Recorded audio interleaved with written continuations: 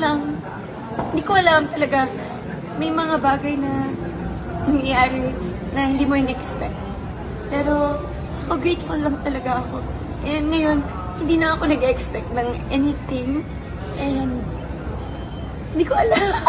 Pero yun, grateful lang. This is it! Kim Pao is back on Primetime. Limang Sa tulog. isang panayam na puno ng emosyon, hindi napigilan ni Kim Chiu ang maiyak matapos malaman ang magandang balitang bibida ang kanilang serye ni Paolo Avellino na The Alibi sa pinakaunang slot ng ABS-CBN Primetime Block simula Marso 16 na.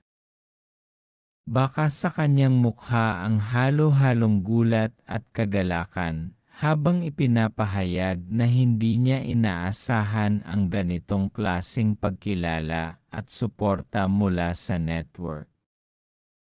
Sa pagitan ng kanyang mga luha, binigyang diin ng aktres ang kanyang malalim na pasasalamat at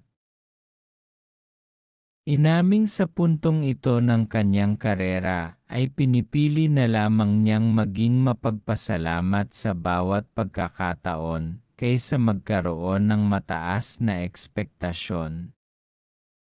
Ang tagpong ito ay nagsilbing patunay sa dedikasyon ni Kim sa kanyang trabaho at sa malakas na koneksyon nila ng kanyang mga tagahanga na patuloy na sumusuporta sa bawat proyekto niya. Inaming sa puntong ito ng kanyang karera ay pinipili na lamang niyang maging mapagpasalamat sa bawat pagkakataon kaysa magkaroon ng mataas na ekspektasyon.